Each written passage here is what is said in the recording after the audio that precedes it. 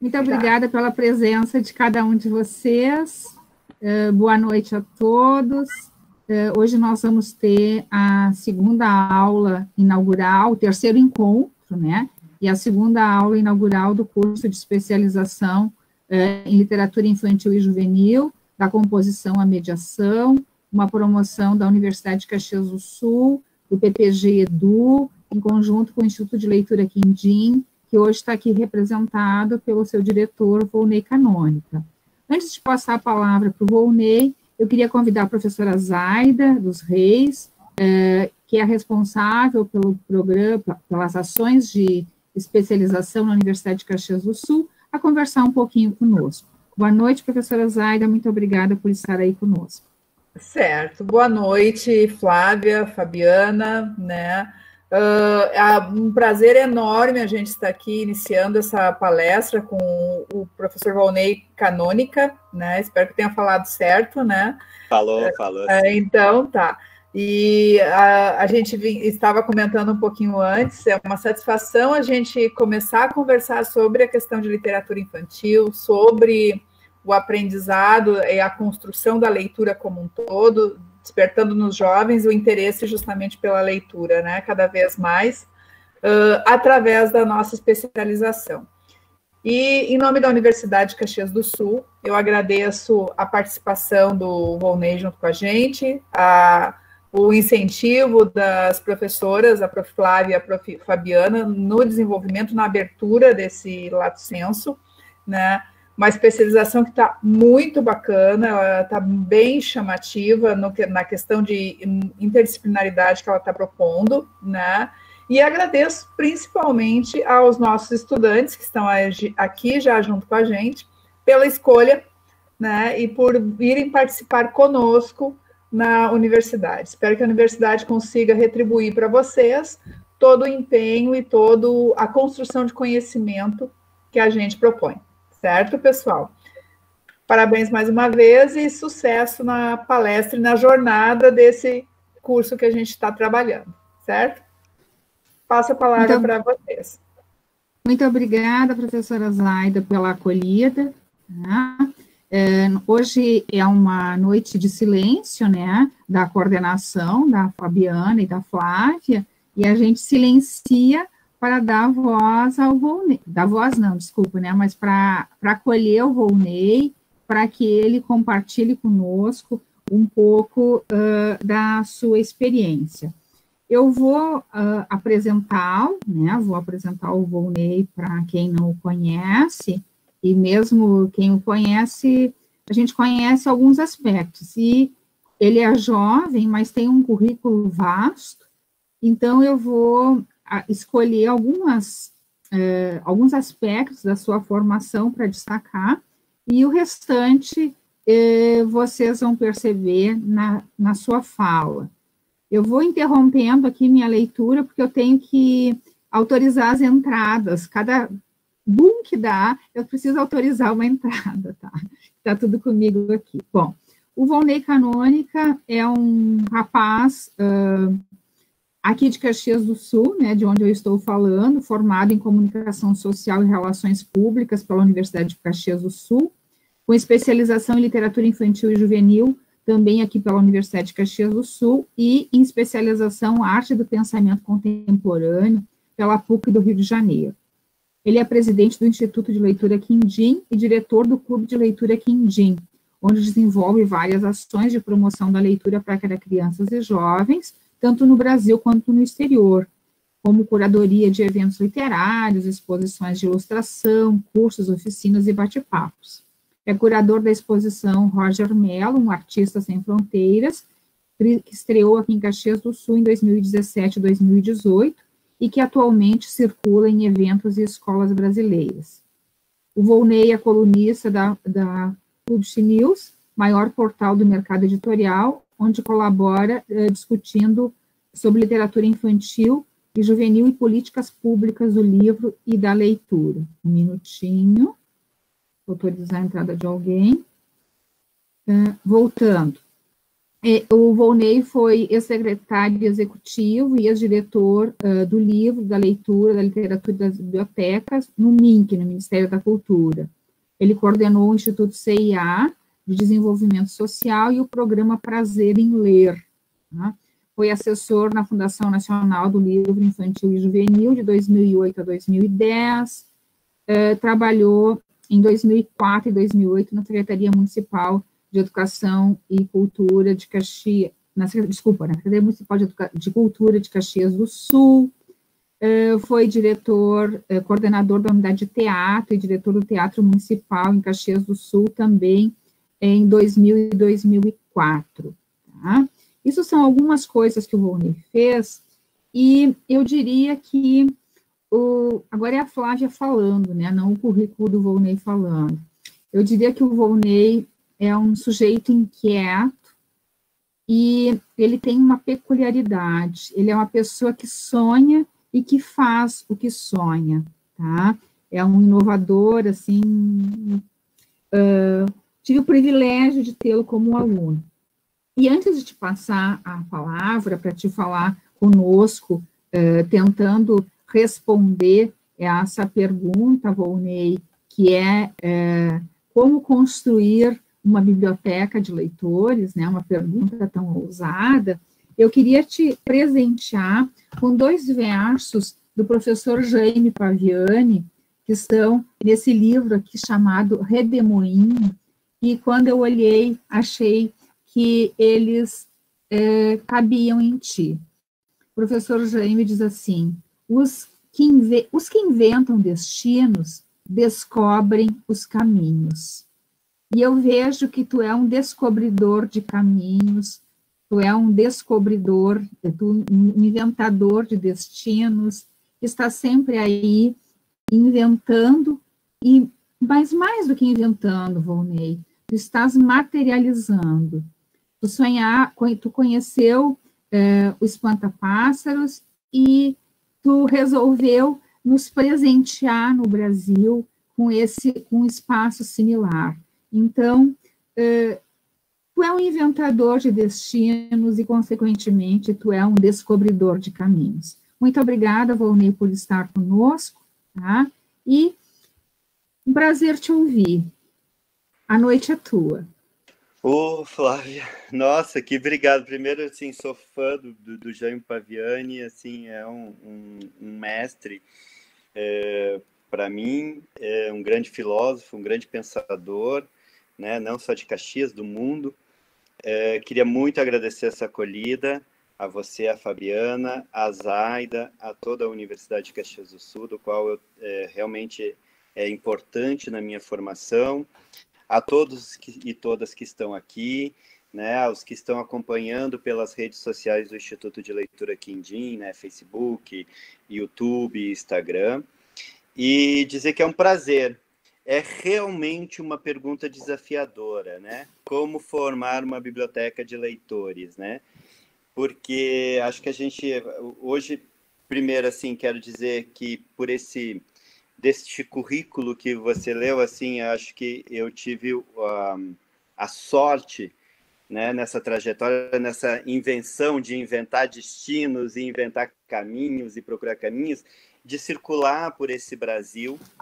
E, ao circular por esse Brasil, de ver realidades diferentes e também de ver bibliotecas diferentes, invenções diferentes, formas diferentes da leitura, da literatura, dessa concepção de biblioteca sobreviver, por mais que a gente tenha as tipologias, por mais que a gente tenha conceitos, eu acho que a biblioteca é um equipamento vivo e que precisa estar sempre se reinventando, estar respirando, né? Eu costumo dizer que, por mais que a gente programe alguma coisa, a gente precisa esquecer que tem 2 grandes movimentos que independem da gente e que eles estão o tempo todo fazendo, que é o movimento de translação e o movimento de rotação, né? Que muda o inverno para o verão e que muda a noite para o dia.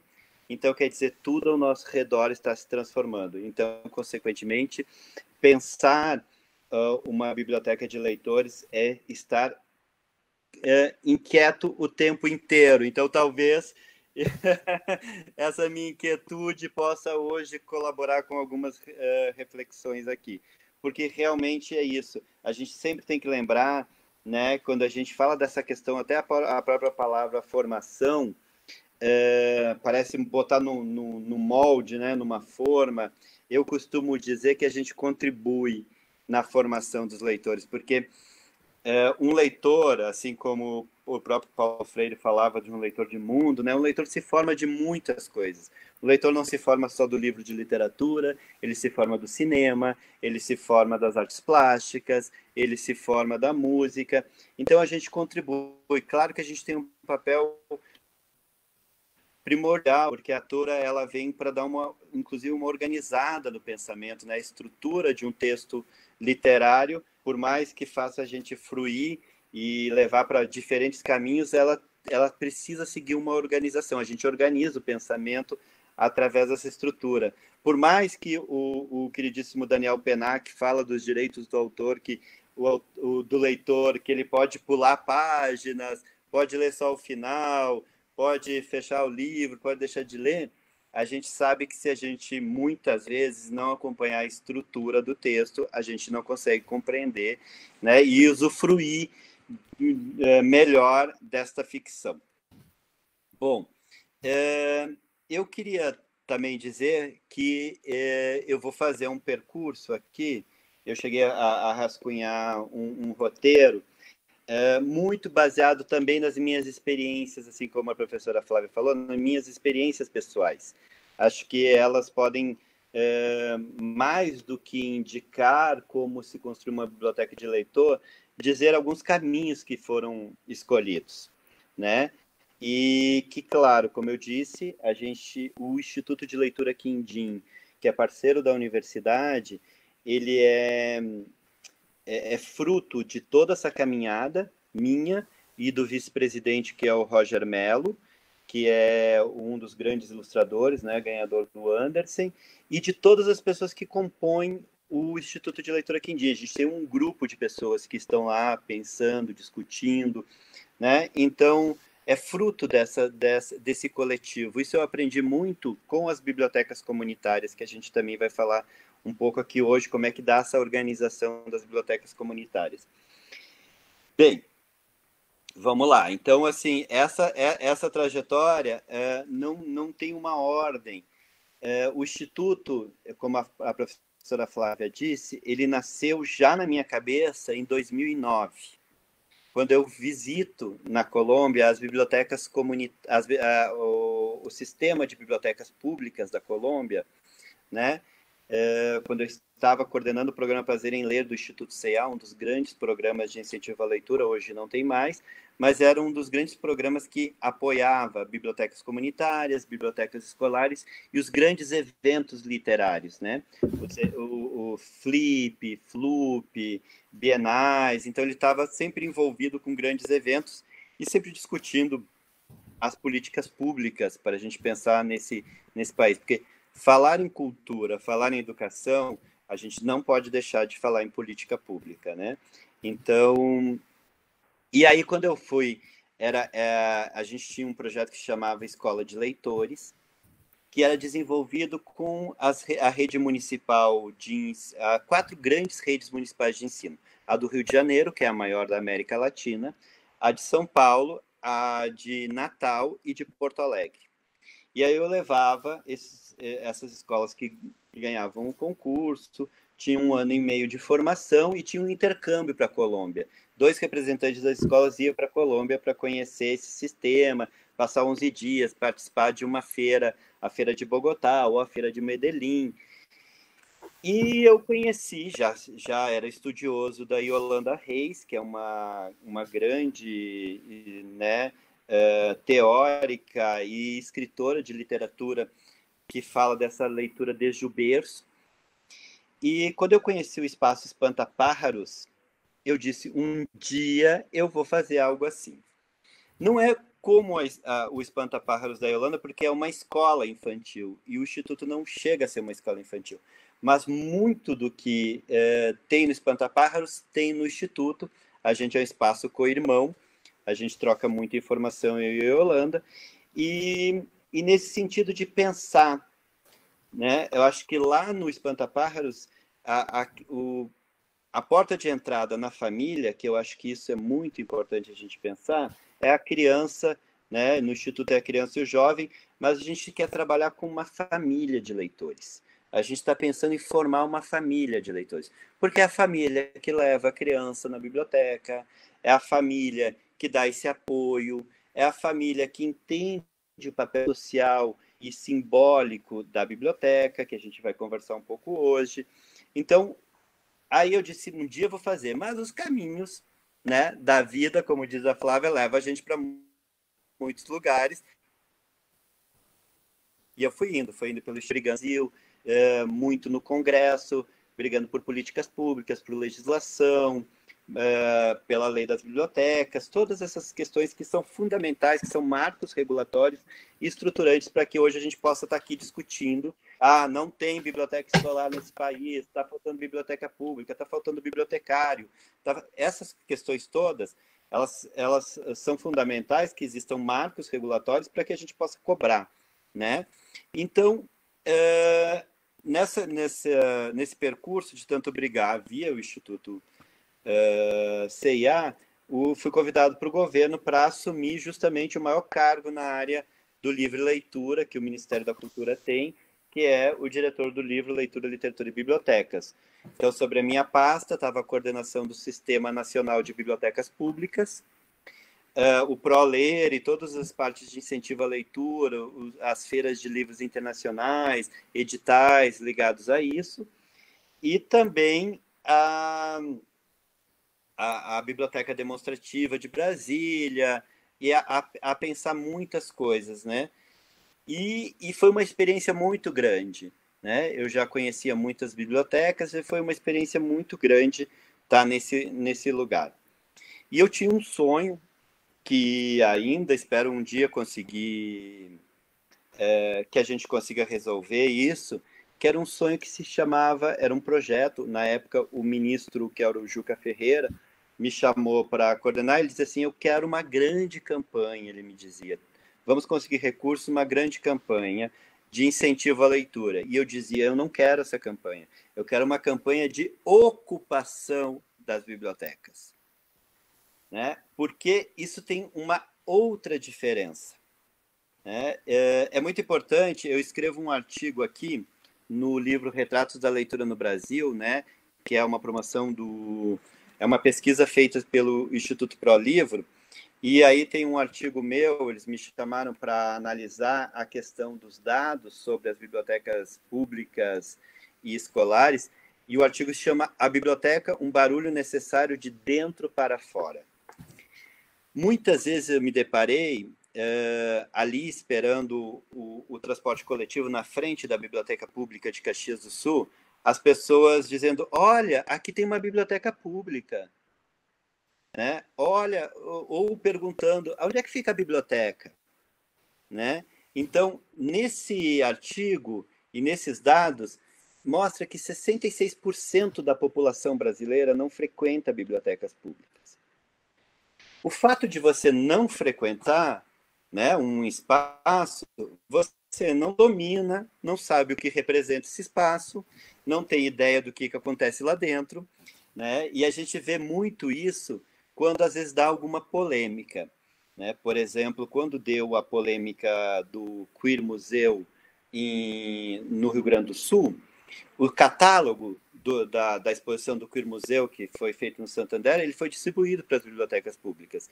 E tinha muitos políticos dizendo que tinha que tirar o catálogo da exposição porque as crianças iam ter acesso, como se um catálogo de uma exposição ficasse no espaço infantil da biblioteca. Isso mostra o total desconhecimento do que significa uma biblioteca, né? O funcionamento de uma biblioteca.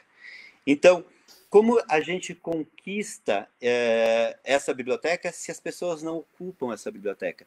Até para pensar, muitas políticas públicas ou muitas tentativas de políticas públicas para a questão da biblioteca foi pensado em zerar o número de bibliotecas nos municípios, né? Em qualificar as bibliotecas, em pensar junto com o Ministério de comunicação, distribuir equipamento, muitas coisas já foram pensadas. Claro que muitas coisas não... O grande problema das políticas no Brasil é a não continuidade em todas as áreas, mas o que eu quero dizer com isso é que se a população não ocupar as bibliotecas, se a população não entender, ela não vai poder exigir, não vai poder dizer, olha, eu preciso que dê uma olhada melhor na biblioteca aqui do meu bairro, eu preciso que dê uma melhorada, a biblioteca pública está com problema de infraestrutura, né? Os livros estão com esses problemas, os livros estão muito antigos, eu preciso renovar o acervo, meu filho quer obras que não tem na biblioteca, por que não se compra livros, por que não se renova o acervo? Então, quando a gente traz esse valor simbólico para a sociedade, a gente precisa, a gente vai ver que a sociedade vai entender melhor e vai nos ajudar. E essa é a intenção com a biblioteca do Instituto de Leitura Quindim. O Instituto de Leitura Quindim, ele é uma instituição privada de serviço público e tem uma biblioteca de referência na área da literatura infantil e juvenil e tem um centro de estudos e pesquisas e uma loja, assim como os museus têm lojas para vender livros, para pensar na sustentabilidade.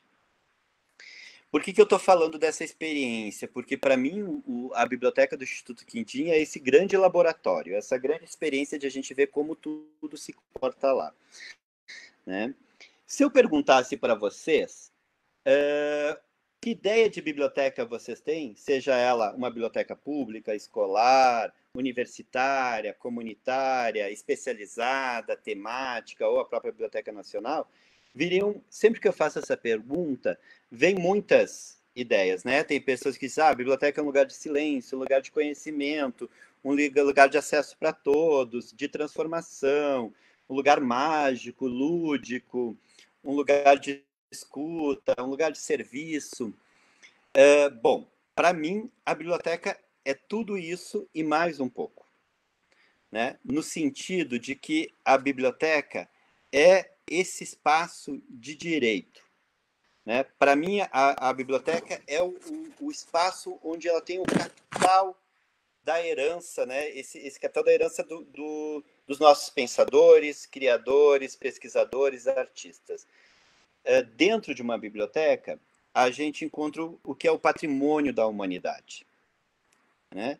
Então, se a gente encontra o que é patrimônio da humanidade, se a gente parte dessa premissa que ali tem o patrimônio de patrimônio da humanidade, é de todos, né? A biblioteca, principalmente a biblioteca pública, é claro, não vou entrar muito aqui nas questões das bibliotecas particulares ou bibliotecas muito especializadas, né? Que às vezes precisam ser mais restritas e tudo, mas vou falar nessa biblioteca um pouco mais da gente, próxima da gente, que é a biblioteca pública, a biblioteca escolar, a biblioteca comunitária.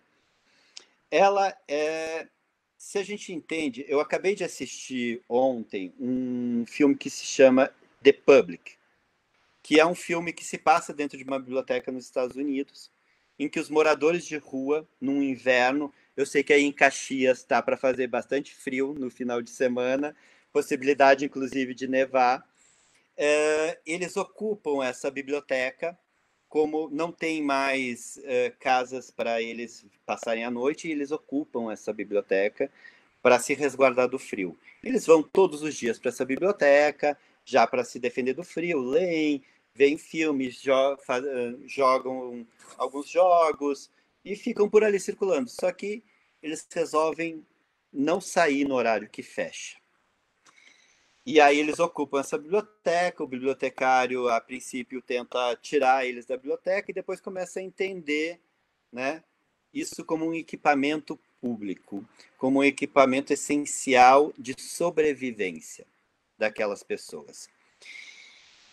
Eu vou falar muito sobre essa questão público e de sobrevivência, porque o Brasil, né, hoje a gente não tem esses números exatos, mas na época que eu estava no MINC, por exemplo, a gente tinha 119 municípios que não tinham bibliotecas públicas. Tá? Então, o Brasil tem 5.500 e poucos municípios, se eu não estou enganado, e tinha 119 que não tinham biblioteca pública. E aqui eu não estou falando da qualidade dessa biblioteca pública, porque realmente precisa ainda pensar nessa qualidade da biblioteca, mas tinha esse equipamento. Então, significa que a biblioteca pública ela está em quase todo o território nacional. É o equipamento cultural mais próximo da sociedade. Nesse sentido, por exemplo, a gente vai pensar nos museus e nos cinemas. Museus tinha em torno de 3.500 na época, cinema em torno de 3.000 salas, e todas concentradas na região sul e sudeste. Tá? Então, museus e salas de cinema têm menos e estão concentrados na região sul e sudeste.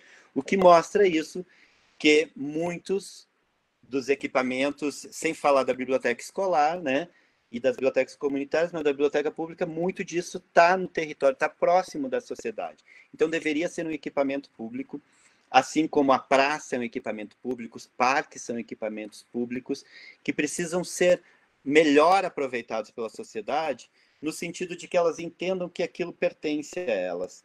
Não só para cuidar, e aí aqui eu faço um parênteses, eu tive, final do ano passado, em Pontevedra, na Espanha, fui para participar de um congresso sobre o livro, sobre a literatura infantil e juvenil, e estávamos passeando pelas ruas, eu e Marina Colasanti, quando de repente estávamos na frente de uma praça e tocou a sineta do recreio daquela escola. E as crianças saíram correndo da escola para brincar na praça.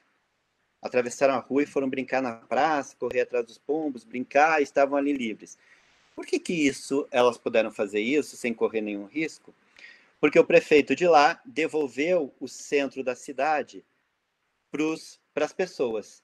É proibido usar carro, andar de carro ali. Né? É como se, assim, na época da Feira do Livro, a gente pudesse fechar as ruas ao redor da praça de Caxias, as pessoas pudessem frequentar a biblioteca. Isso mostra uma valorização do espaço público. Essas crianças, com certeza, vão ter uma outra relação com o espaço público, porque elas crescem entendendo que esse espaço público é delas.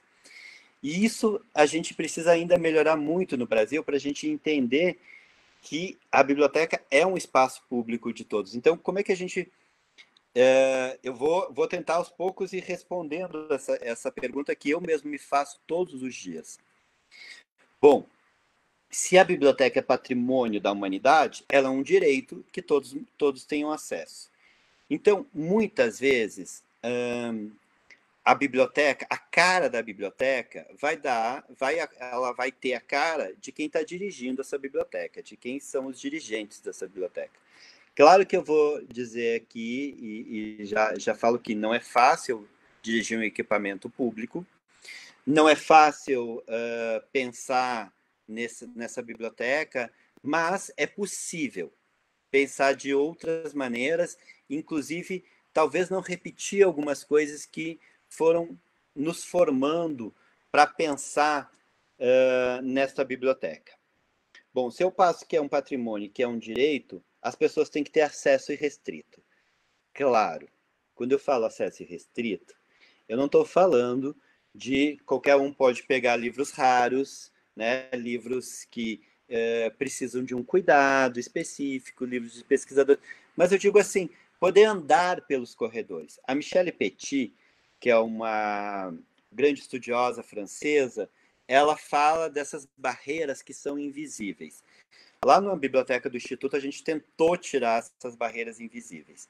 O que são barreiras invisíveis que podem inibir um leitor de não voltar à biblioteca? Antes de falar da biblioteca, eu vou falar de uma situação que talvez seja muito comum para vocês, que é quando a gente entra numa livraria. Eu entrei numa livraria que eu quero só ver. Mas aí, de repente, eu não consigo me localizar naquela livraria. Aí eu já vou embora. Entrei numa livraria e a pessoa fica atrás de mim, o vendedor fica atrás de mim o tempo todo. Aí eu já me sinto um pouco constrangido. Aí eu vou embora. Na verdade, às vezes, a pessoa que está ali está tentando até ajudar, mas o que a gente precisa pensar que são, como diz a Michelle, são barreiras invisíveis. Às vezes a gente está procurando livros e a gente tem tantas ilhas de livros que nos tiram, né? Os mais vendidos, os livros que estão na lista, os livros que são comprados, que nos tiram do foco. A gente não acaba procurando o que a gente quer e a gente acaba se perdendo. Então, no Instituto, a gente procurou tirar muitas das barreiras que a gente chama de barreiras invisíveis, né? Que é, principalmente, ter acesso a tudo, poder mexer. Vou contar uma historinha para vocês. Eu vou contar muitas histórias porque o que aconteceu ao longo da minha trajetória. Tem um livro que é muito importante para a gente, né? Que é um livro que é o Direito à Literatura. Tá? É um livro que não é publicado no Brasil, é publicado em Portugal, né? Do Antônio Cândido, que não sei por que não é publicado no Brasil, é publicado, pelo menos, a não ser que agora já tenha. Na época não tinha, ele era publicado por uma editora de Portugal.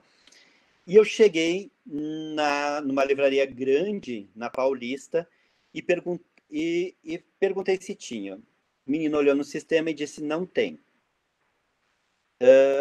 Aí ele disse, eu posso te ajudar de outra maneira? Eu disse, não, deixa que eu vou dar uma olhada nas estantes.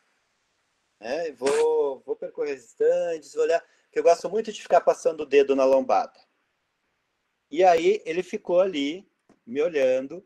Esse passar o dedo na lombada tem muito a ver com a minha relação com a biblioteca da universidade. Depois eu vou falar sobre isso, mas assim, fiquei passando o dedo na lombada e de repente estava ali o livro. Não estava no sistema e tinha um único exemplar do livro. Eu encontrei o livro por ter essa possibilidade, mas às vezes, porque eu sou insistente, porque eu chego numa livraria, às vezes, o vendedor fica em cima e diz, não precisa, pode, eu tô... Mas você quer dicas de livro para o seu filho? Porque eu fico sempre na parte infantil e juvenil, né? Você quer dicas de livro? Não, pode deixar que eu só estou olhando aqui o que tem, fica tranquilo, pode atender outro. Aí ele vê que eu peguei um livro, ele vem lá, é super de boa vontade, mas como eu já sei, às vezes muitas pessoas se constrangem. Então, pensar tem a ver com as crianças e os pais das crianças têm acesso a todos os livros na biblioteca do Instituto Quindim. Esse acesso irrestrito, tá? Eu estou falando de uma biblioteca que não é uma biblioteca, ela tem uma parte de pesquisa, mas é uma biblioteca de literatura. Esse acesso é muito importante, tá? Porque eu tive uma professora no 4º ano, eu adoro essa história, no 4º ano, uma professora que se chama Marta, ela pegava a chave que fica pendurada na sala da diretora, que eu sou de uma época que tinha biblioteca escolar, mas as bibliotecas escolares não tinham alguém responsável. Então, o professor da língua portuguesa, que geralmente levava a gente para dentro da biblioteca. Então, ela ia lá, pegava a chave, ficava numa parede branca, na sala da direção, com um preguinho, estava lá a chave com a argolinha, pegava e levava a gente. Quando ela abria a porta, ela dizia a seguinte palavra, sirvam-se. Essa palavra foi fundamental na minha trajetória para entender, né, o quanto é necessário a gente dizer isto. Sirvam-se. Porque quando a gente coloca e diz, você só pode ter esse acesso, essa prateleira para você, esses livros são para você, a gente está imaginando um leitor hipotético que não é o leitor que a gente conhece a fundo. O leitor que conhece a fundo é o próprio leitor. Ele vai construindo. E a gente tem que entender que se a gente acredita que a gente está fazendo a formação de um leitor, participando da formação de um leitor, o leitor que chegou na biblioteca essa semana não é o mesmo que vai chegar na semana que vem. Ele está em constante transformação. Então, a gente também tem que acompanhar essa transformação. Muitas vezes, as pessoas sabem onde fica uma biblioteca, entram na biblioteca, mas não conhecem esta biblioteca. Pergunto para vocês, quando é que vocês foram levados para passear agora quando vocês entram de novo em outra biblioteca, chegam lá e foram conhecer a biblioteca, né? Foram ver que a biblioteca mudou. Os livros mudaram da estante, o que está chamando a atenção agora, o que não está chamando a atenção, como é que eu me comporto agora, por que tem livros mais abaixo nos olhos das crianças, por que tem livros mais acima, os melhores livros a gente esconde nas últimas prateleiras para não estragar, será?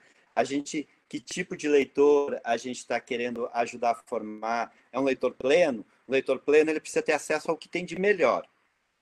Então, o que tem de melhor não pode ficar guardado com medo de ser estragado, né? É claro que existe toda uma preocupação de cuidar, como eu disse, patrimônio, unidade, os livros precisam circular, voltar, serem emprestados, voltarem para as bibliotecas, para que outros sejam utilizados, mas a gente tem que cuidar quando a gente, né, que tipo de restrição é que às vezes a gente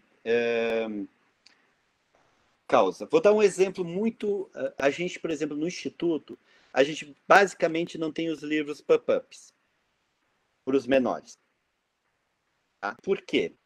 Porque ele é um livro que o pai vai adorar, vai abrir, aquilo tudo vai saltar, né? Vai se construir um cenário na frente da criança, do bebê, que vai fazer o quê? Vai meter a mão com força. Aquilo é lindo, né? E aí a criança vai querer meter a mão. E aí o pai ou alguém que está responsável pela biblioteca vai dizer, não que você vai estragar.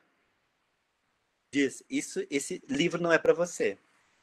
De outra forma, está dizendo, isso não é para você. Então, se não é para mim, eu não quero, eu não vou mais. Então, quando a gente diz numa biblioteca, e isso aconteceu no Instituto de Leitura Quindim. Bom, no Instituto a gente busca algumas coisas. Primeiro que quando vai, por exemplo, uma escola visitar, ela mexe em todos os livros. Os alunos mexem em todos os livros. A organização, a bagunça, né? Aquilo que a gente chama de organização. A biblioteca está ali para organizar o conhecimento. Só que o conhecimento, ele se transforma o tempo todo. Então, ele precisa também mudar e precisa, de alguma maneira, ser bagunçado. Porque o conhecimento, eu construo o conhecimento de amanhã em cima do conhecimento de hoje, né? Então, eu preciso também mexer. O conhecimento não é estático, né? Então, eu preciso, a partir daí, entender que os livros podem circular, serem mexidos. No Instituto, a gente trabalha o livro como um produto de consumo.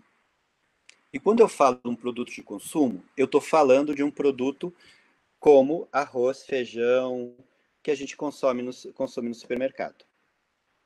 Quando a gente entende que o bem cultural é um produto de consumo, porque a gente diz assim, teatro é muito legal, mas ninguém consome teatro, né? Espetáculo de balé é muito legal, mas ninguém vai. Música erudita é muito legal, mas quem vai ao concerto? Eu preciso não só achar legal, mas eu preciso consumir. Então, todo mundo, se a gente falar sobre livro e leitura, todo mundo vai dizer que é legal. É legal, biblioteca é essencial, qualquer político, qualquer pai, todo mundo vai dizer que é fundamental, apesar de quererem taxar os livros, aumentarem o custo desse bem cultural e essas questões todas. Mas é importante a gente entender que, se ele é um bem de consumo, ele precisa ser tratado como um bem de consumo. Na biblioteca do Instituto tem umas cestinhas amarelas, como de supermercado. Por quê? Porque as pessoas podem retirar 15 livros. Eu sempre faço essa pergunta, né, para pessoas que são bibliotecários, que são responsáveis por entidades. Quem inventou que se empresta 3 livros? Né, que é o grande consenso, né? Você empresta 3 livros. Na biblioteca a gente empresta 15. E aí eu vou dizer o porquê, pensando numa biblioteca particular. Né? A gente empresta 15 porque, primeiro, uma maior diversidade. Eu estou pensando não só naquele leitor, porque daí o pai pode também escolher livros pensando, tenho 2 filhos, nesses 2 filhos, pensando nele mesmo, pensando em mais pessoas da família, né? Tem adolescente, tem menores. Então, a gente fornece que eles levem para casa uma mini biblioteca. Porque o livro dormindo nas estantes da biblioteca não faz o trabalho dele, né? Eu estou olhando agora aqui para a sala da Flávia, por exemplo, lá está cheio de livros. Livros importantes, livros muito bacanas, livros que são fundamentais para a formação da Flávia.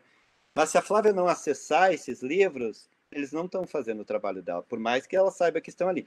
Como eu disse para vocês, a biblioteca é um patrimônio da humanidade, precisa ser respeitado, pensado, não pode nunca fechar, porque quando a gente fecha uma biblioteca, a gente está fechando o acesso ao patrimônio da humanidade.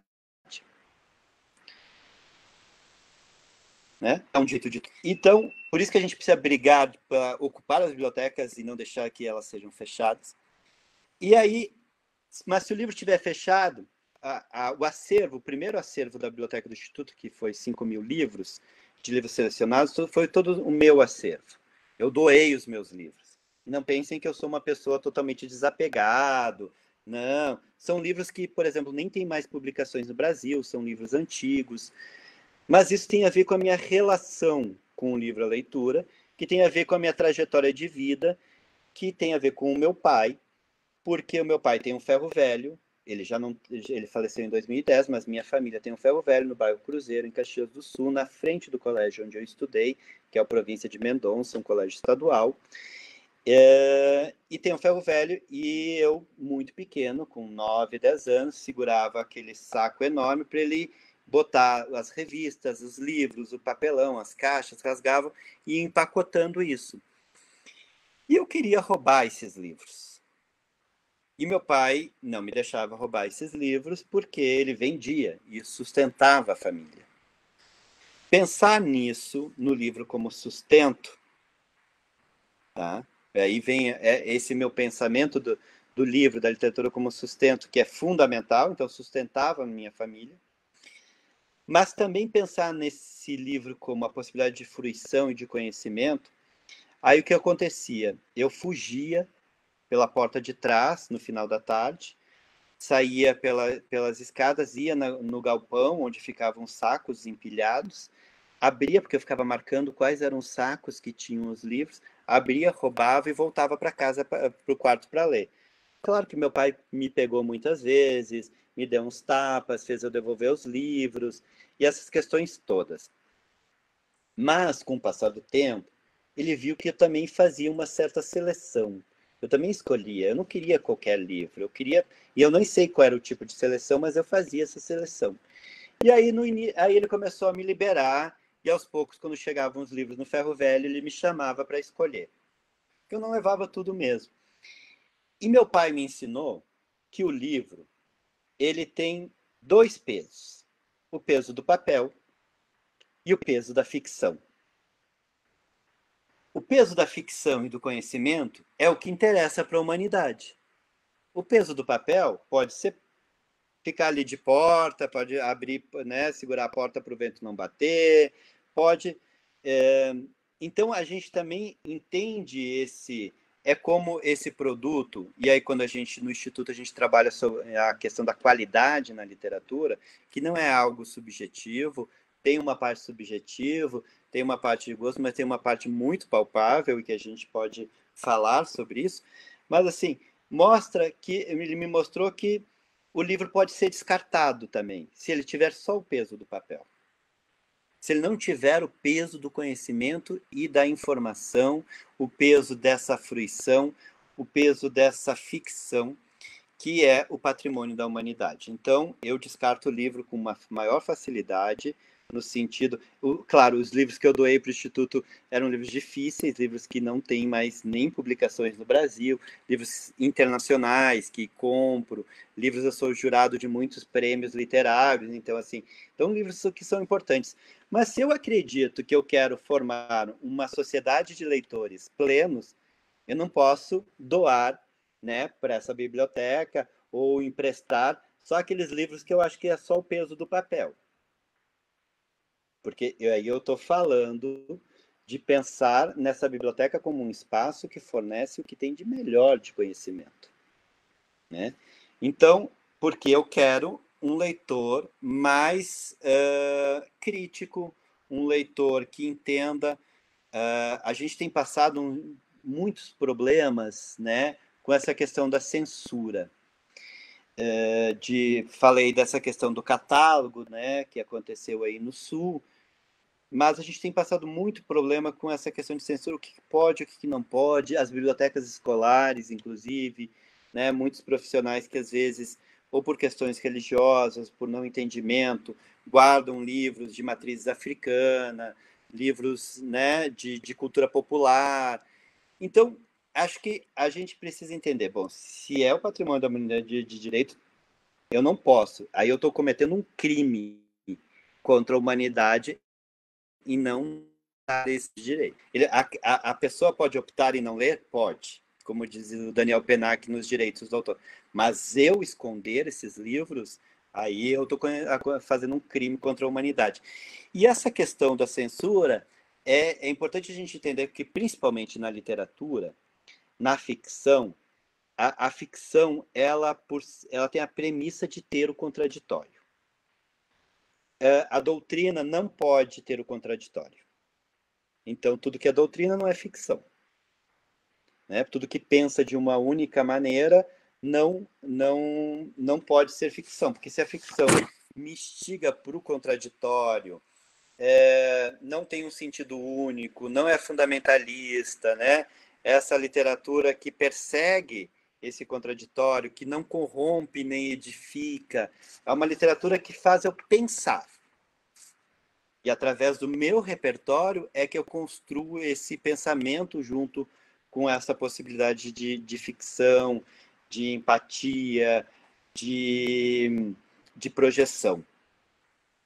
Então, se a gente tem essa biblioteca pensada desta maneira, a gente está possibilitando mais o contraditório. A gente está possibilitando que essas pessoas circulem. E aí eu vou voltar para aquele filme que eu falei, que é o The Public, que esses moradores de rua ocuparam essa biblioteca e disseram que não iam sair e que iam ficar ali, ficaram lendo, jogando.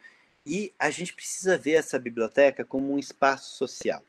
Isso eu aprendi ao longo da minha trajetória com as bibliotecas comunitárias, que as bibliotecas comunitárias surgem na iminência onde o Estado, né, o Estado não está presente, e aí alguém da sociedade diz assim, essas crianças estão na rua, ou elas precisam de um reforço escolar, vamos trazer aqui para a garagem da minha casa, eu tenho uns livros, a gente recolhe e começa a fazer mediação de leitura.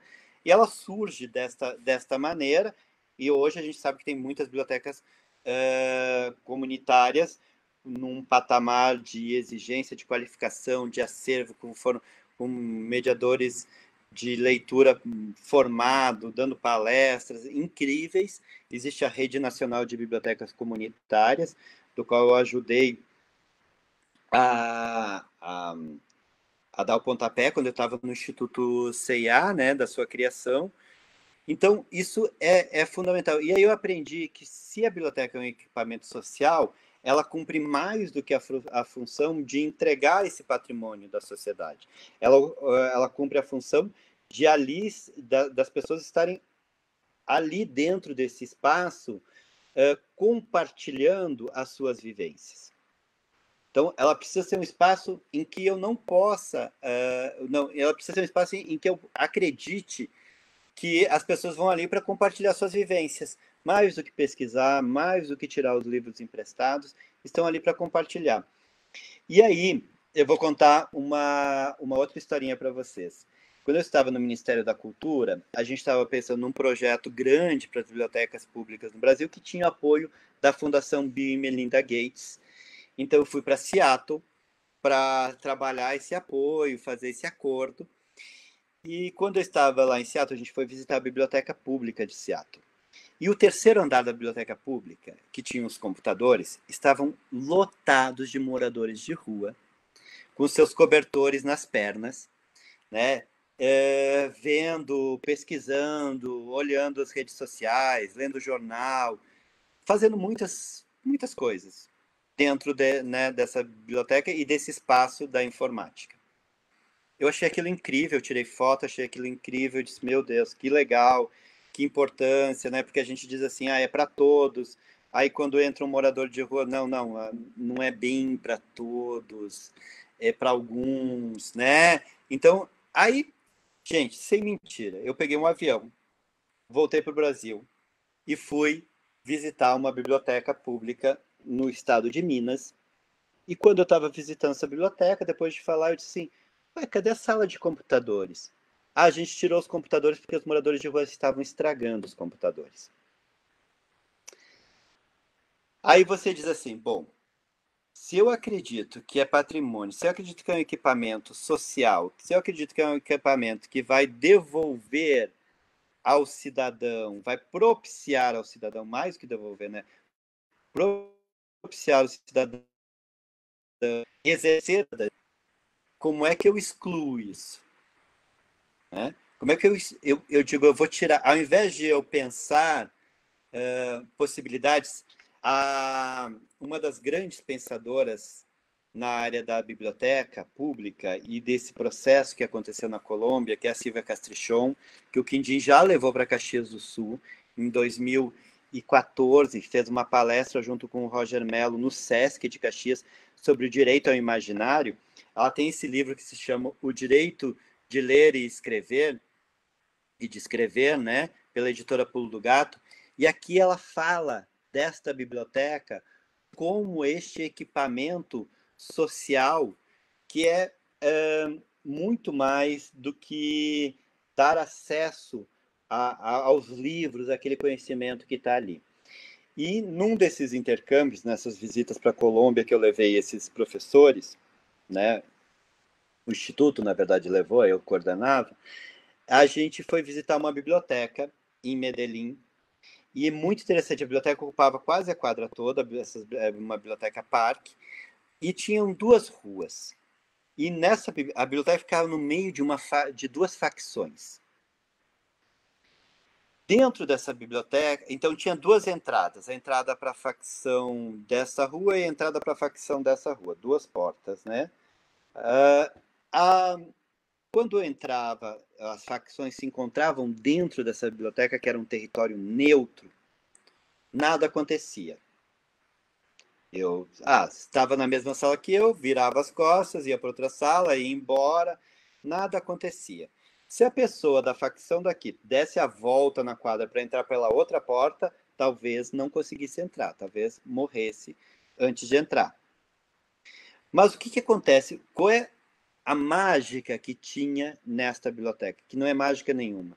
As duas sociedades entendiam que esse espaço era fundamental para o desenvolvimento das suas facções, da sua sociedade, da sua cidadania, dos seus filhos. Era fundamental. Então, assim, ali eu não posso, né, deixar de ter esse equipamento. Entendo esse equipamento biblioteca como algo que é fundamental, assim como é o supermercado.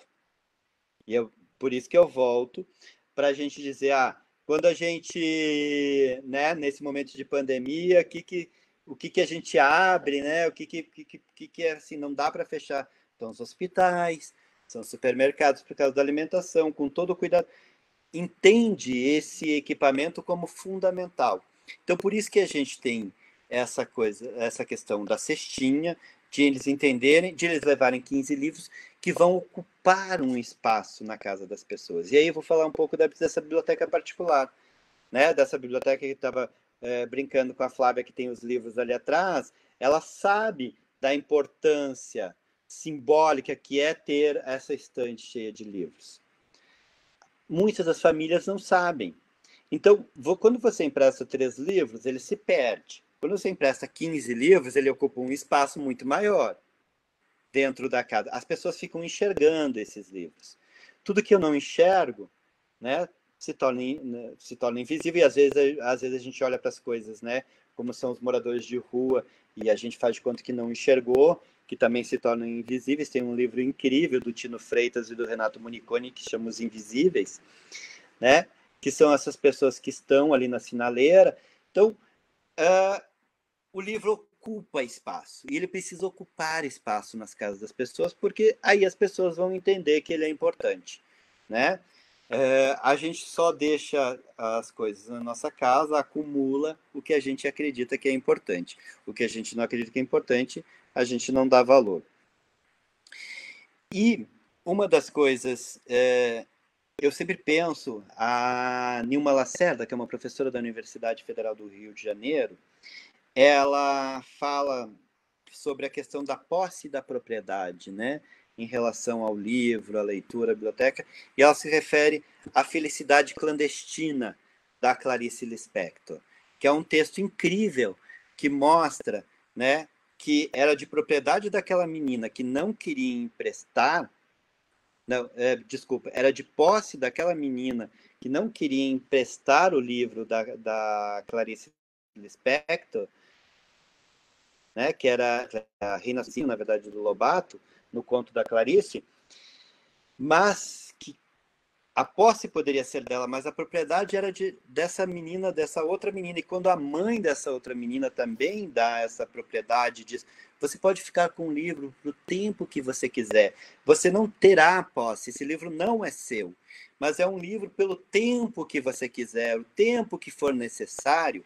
Ajuda também a gente pensar nesse qual é o tempo da leitura de cada leitor. Quanto tempo um livro fica? Quanto tempo a gente empresta? Né? Como é que é essa formação desse leitor? Quando é que ele sai dos livros que têm só imagens, para os livros de imagens e palavras, os livros álbuns, os livros ilustrados, ou os livros só com palavras? Né? Quando é que quem é que decide isso? Não é o leitor? Deveria ser o leitor, porque sou eu que sei o andamento. E quando a minha professora da 4ª série me dizia: sirvam-se, eu pegava o livro, eu não ia mexer nas prateleiras, que era para o 4º ano, eu pegava uma cadeira, botava e ia mexer nos livros de 7ª e 8ª série.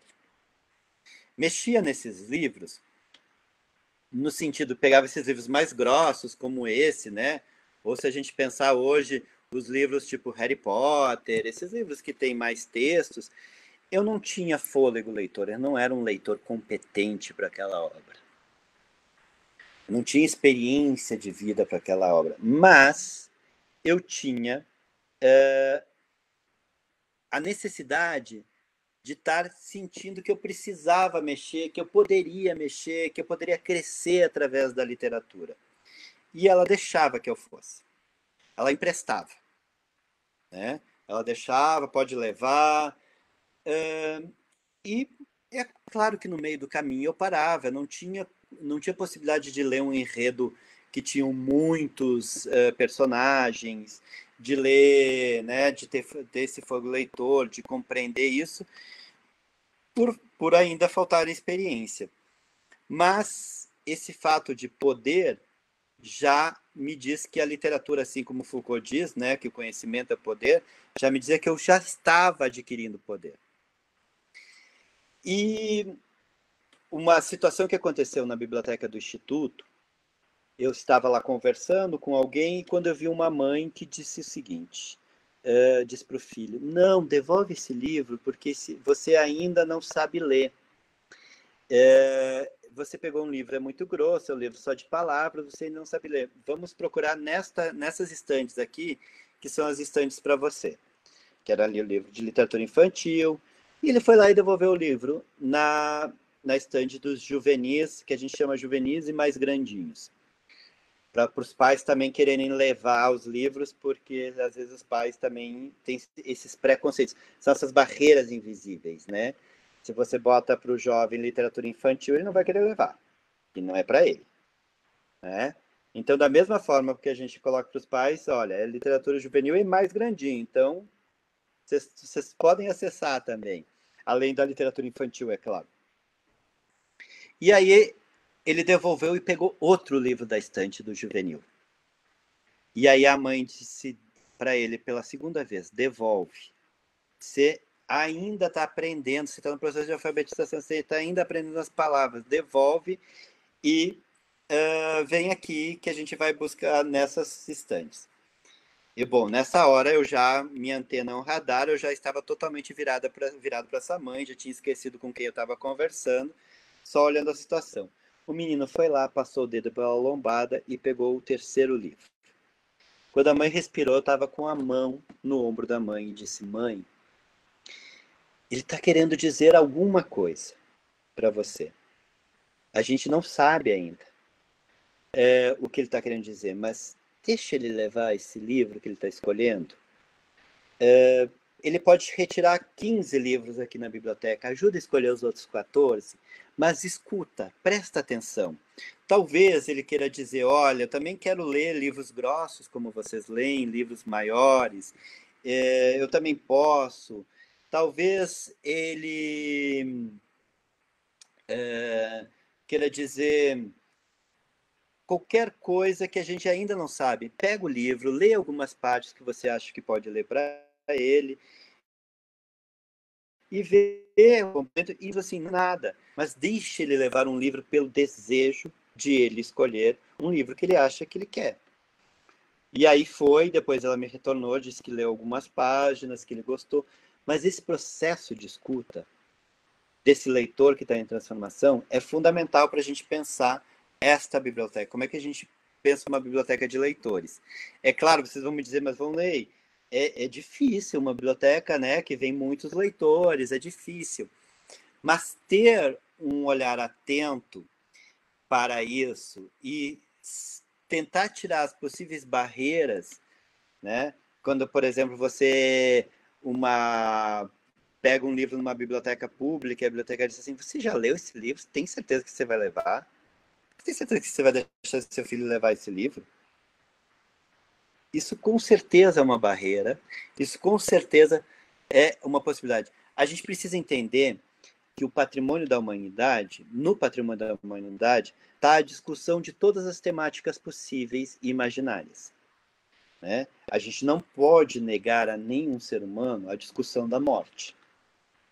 A gente não pode negar à criança essa discussão. Porque, na verdade, desde que ela nasce, ela já está nessa pulsão. Né? E já corre esse risco. E já corre o risco de perder os seus entes queridos.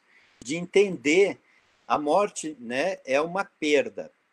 E seja a perda do brinquedo, a perda hoje das crianças que não estão conseguindo ir para a escola, para frequentar, né, ter esse espaço. A escola é um espaço de socialização com os colegas, né? Quando o pai ou a mãe sai para trabalhar, a criança fica em casa com outra pessoa. Então, esse simbólico a gente não pode. É claro que a gente discute, né, esse simbólico com uma linguagem apropriada. Né? Então, assim, a literatura infantil e juvenil, por exemplo, ela tem uma linguagem específica. Ela não fala de temas bobinhos, ela fala de temas da humanidade. A boa literatura fala de tudo que envolve o ser humano, porque o mundo não vem com filtro para ninguém. Mas ela fala de uma linguagem que vai ajudando a criança a construir esse repertório de mundo. Né? A gente precisa cuidar que às vezes a gente traz esse olhar que eu chamo de olhar colonizador sobre a infância, que é esse olhar do adulto, né? Um conceito de infância do século XII, do século XV, que a criança é um papel em branco, uma folha em branca, né? Como se a criança não estivesse passando por experiências desde a sua gestação. Né? Então, na verdade, ela não é um papel em branco. Que a criança ou às vezes, né, um anjinho puro. Não, a criança também tem a maldade, isso está dentro da criança, e isso precisa também ser acolhido, a raiva, a ira, esses sentimentos que são do humano estão na criança desde o início. Né? Então, fazer com que a gente, os leitores entendam isso, tenham acesso a um suporte literário, ficcional, de conhecimento, para se entender e entender essas questões do humano, que é fundamental. E se a gente pensar que a família é o maior aconchego da criança e do jovem, né? Ou deveria ser o maior aconchego, a gente precisa preparar a família também, né? A gente não pode só pensar em formar, em contribuir na formação de leitores de crianças e jovens, esquecendo os pais. Principalmente que a gente vem de uma realidade no Brasil que a educação, né, a ficção, o acesso aos bens culturais, o acesso aos livros, o acesso às bibliotecas é para poucos. Muitos desses pais não tiveram esse acesso, então precisa que a gente entenda que a formação ela passa pela família também, e a gente precisa desse apoio. Bom, queria falar para vocês... Bom, gente, está tudo bem até aqui? Tem alguma pergunta? Alguém queria fazer alguma pergunta? Flávia, eu não estou acompanhando o chat. Pode continuar, tá. Valnei, mais uns 15 minutos, 10, 15, e daí a gente abre para questões, tá? Tá. É importante a gente também entender como é que a gente constrói esse valor simbólico, né? Não só para a gente que trabalha, mas para a sociedade desse equipamento fundamental. Quando eu estava no Ministério da Cultura, eu fiz um encontro que se chamou Território Leitor, e esse encontro, ele pensou esses espaços, que eram os espaços municipais, espaço estadual, e o Brasil como esse território leitor, e foi dentro do Congresso, porque era necessário que a gente discutisse no Congresso as políticas públicas para do livre leitor, porque se a gente fica discutindo entre a gente, né, a gente avança muito pouco. É necessário que quem está lá para pensar a legislação, não só a legislação, mas a execução das leis, estejam nessa mesa de discussão para a gente possa avançar. E a gente torna-se bibliotecas públicas, comunitárias, escolares, ProLer, instituições, né, que representam a área da biblioteconomia, para discutir junto com várias áreas do governo federal e do Congresso essa importância. Porque a gente sempre tem alguém querendo inventar a roda, sempre tem as pessoas falando dessa importância, mas poucas ações e poucas soluções para entender. Primeiro porque a gente sabe que é isso, como a gente, através do equipamento cultural, qualquer equipamento cultural, a gente está fornecendo a possibilidade de pensamento, né? A gente está fornecendo essa possibilidade de rever os atos e a forma de pensar, né? Como dizia o Edgar Morin, com a questão do diálogo, né? Essa forma de pensar e tudo, ela não é para encontrar uma verdade absoluta, mas é para dialogar com as incertezas, e ninguém quer que tenha incertezas quando a gente está falando em dominar uma sociedade. Uma das coisas bem importantes para a gente entender desse espaço como um espaço simbólico, público, é também, por exemplo, eu vou dar como exemplo a biblioteca escolar. É claro que existem muitos caminhos para se entrar numa biblioteca. Mas é claro que existem alguns caminhos que a gente parece mais naturais, né? A criança que frequenta a biblioteca escolar, tem uma boa biblioteca escolar, né? Tem acesso a bons livros, tem acesso a práticas de leitura. Aí também tem a sua biblioteca comunitária no bairro, que ela pode usufruir, tem a biblioteca pública, depois ela vai acessar a biblioteca universitária.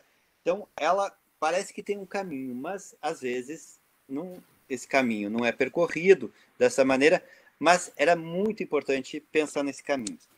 A gente sabe, aí eu vou dar um exemplo da questão do simbólico e da importância dessa biblioteca, na biblioteca escolar, que, por exemplo, toda vez que acontece falta um professor, né, na sala de aula, o professor da biblioteca escolar para suas atividades de formação, suas atividades de prática de leitura ali, e vai atender uma a sala de aula, porque o que a gente precisa é alfabetizar as crianças. A própria Retratos da Leitura no Brasil, né, do Instituto ProLivro, que mede esse comportamento da leitura dos brasileiros, fez uma pesquisa ano passado. Eu fiz um artigo que está no Publish News, que é esse site, esse portal que discute a questão da biblioteca, da promoção da leitura, das políticas públicas, que se chama Investir em Educação é Investir em Biblioteca Escolar.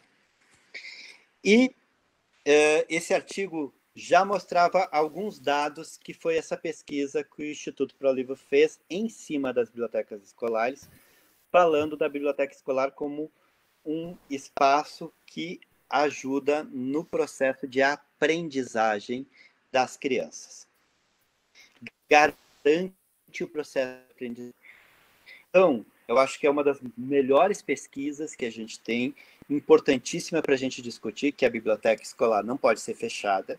A gente tem uma legislação aí, que é a 12.244 de 2010, que diz que toda instituição de ensino pública ou privada precisa ter uma biblioteca, né, que atenda os alunos. Claro que a lei tem algumas falhas e a gente precisa também discutir essa lei, mas é um marco legal fundamental. Dizia que até final deste ano, 2020, teríamos que ter, a gente já sabe que teria, para que essa legislação fosse cumprida, serem construídas 32 bibliotecas escolares por dia, o que a gente sabe que não vai acontecer, mas o fato de não acontecer não significa que a gente não tenha que brigar, e por isso é importante os marcos legais. E nessa pesquisa, e nesse artigo que eu falo, traz algumas questões bem importantes, que é o seguinte: mostra que a biblioteca escolar, com um bom profissional ali atuando, né? A gente sabe que toda biblioteca deveria ter bibliotecário, isso é uma outra questão que a gente pode discutir, né? A falta de cursos de biblioteconomia no país, há várias questões que envolvem o bibliotecário, o salário, o piso, várias questões, mas que não é isso que a gente está discutindo agora, mas que é um assunto muito importante para a gente discutir. Mas aí, assim, mostra que a escola que tem biblioteca, né, e um profissional atuando ali ativamente, pensando as ações da biblioteca, junto com o projeto político-pedagógico da escola, junto com o currículo escolar, com um bom acervo, com uma sala que propicia que esses alunos tenham uma experiência, porque é isso, a biblioteca é uma experiência de leitura, ela precisa ser uma experiência de leitura. Propicia essa experiência, os resultados são incríveis, em cima de dois processos de avaliação da aprendizagem, que é o IDEB, e a Prova Brasil, né, que é a SAEB, que diz que essa escola, que tem esse equipamento dessa maneira, garante até 1/3 do aprendizado do aluno no ano letivo. E isso em português e matemática. E muitos dados traz ali. Muitos dados fundamentais e importantes essa pesquisa traz. Então, mostra que quando eu fecho a biblioteca da escola, eu estou fechando a porta do aprendizado. É claro que se você chegar para um pai e dizer assim, olha, está faltando professor de química, você acha que é importante a gente pedir para o bibliotecário ou para o professor que atua na biblioteca pegar a cartilha, não é bom dizer, né? O livro teórico e o livro informativo, ir lá e passar a matéria, ou você acha que ele deveria permanecer na biblioteca? Você acha, qual é a resposta dos pais? Qual é a resposta da sociedade? Não, ele precisa ir lá para a sala de aula, porque é lá que é onde o menino aprende. E se esse aprendizado, que a gente sabe que é diferente, que não acontece dessa maneira, que já mudou, né? Hoje a gente está aqui discutindo o aprendizado por uma outra plataforma, a gente precisa entender. Eu dou um curso sobre a trajetória da leitura e da literatura e da infância no Brasil e no mundo, e a gente fala sobre a tecnologia, né?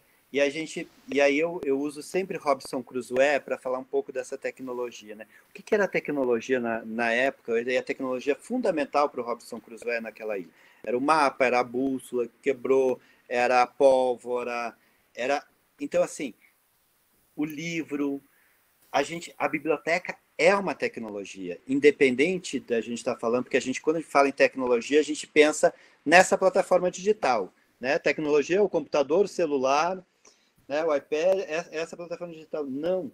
A biblioteca é uma tecnologia. E como é que a gente usa essa tecnologia? O livro é uma tecnologia. Como é que a gente usa esse livro? Então, pensar nesse equipamento cultural, fundamental, patrimônio, né? E aí a gente pode pensar aqui de muitas histórias, Biblioteca de Alexandria, todas as outras as bibliotecas são destruídas, porque justamente quando você coloniza, né? E aí é por isso que eu chamo quando o adulto olha para a criança como essa página em branco, ele está fazendo o mesmo processo de colonização. Ele está arrasando todo o conhecimento dessa infância, dessa criança que ela está adquirindo, dizendo que a partir daí ele é que está dizendo o que é melhor. E quando um colonizador chega no território, a primeira coisa que ele faz é tirar a cultura, o conhecimento daquela população para colocar o seu, né? Então, por isso que a gente destrói esse conhecimento. Flávia, já falei demais, né? Volney, querido, obrigada. É que senão não dá tempo de interagir com as questões que o pessoal está colocando no chat, e senão é uma oportunidade singular a gente ter, e aí é importante que as pessoas também possam manifestar os seus desejos, os seus questionamentos, né? Embora não, senão eu estaria contradizendo tudo, né? Que a gente está dizendo que é um espaço de diálogo, de conversa, de pensamento, de construção. E aí. A Camila diz aqui que ela ficaria até amanhã escutando, tá? Opa, Camila! A gente pode ter outros encontros, a gente vai ter, mas também lá no Instituto.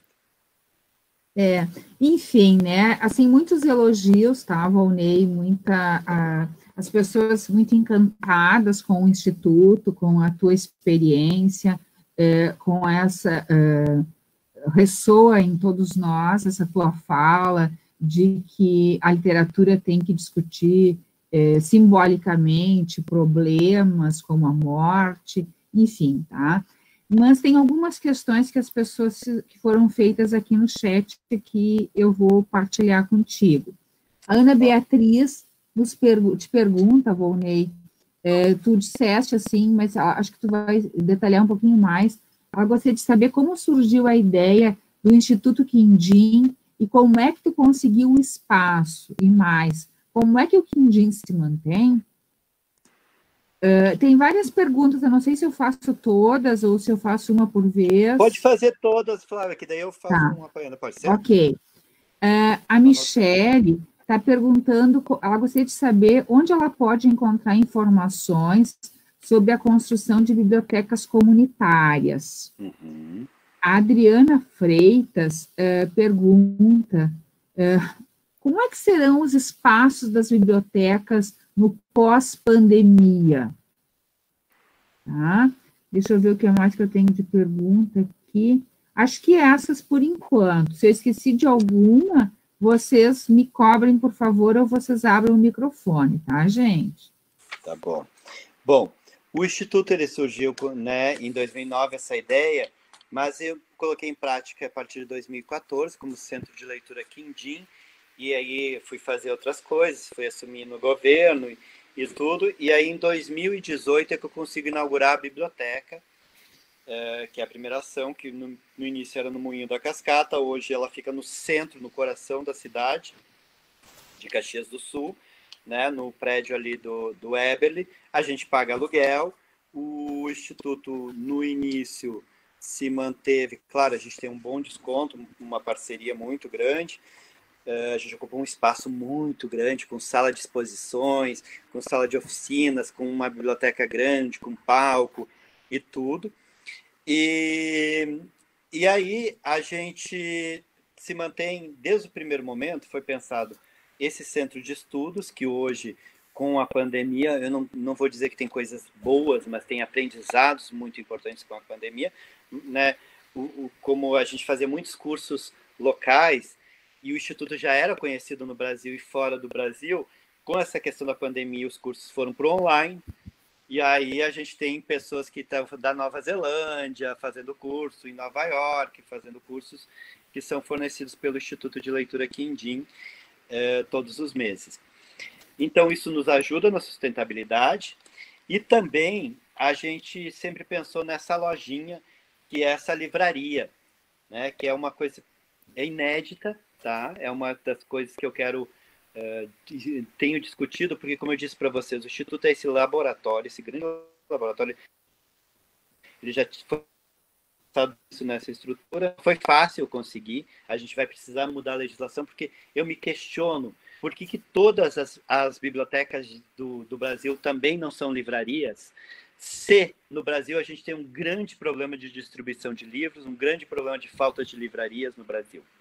Né? Assim como a gente tem os museus, tem as suas lojinhas, já me disseram assim, mas a pessoa que vai na biblioteca pública não vai querer adquirir livro, ela vai ali e pega emprestado. Não é bem assim.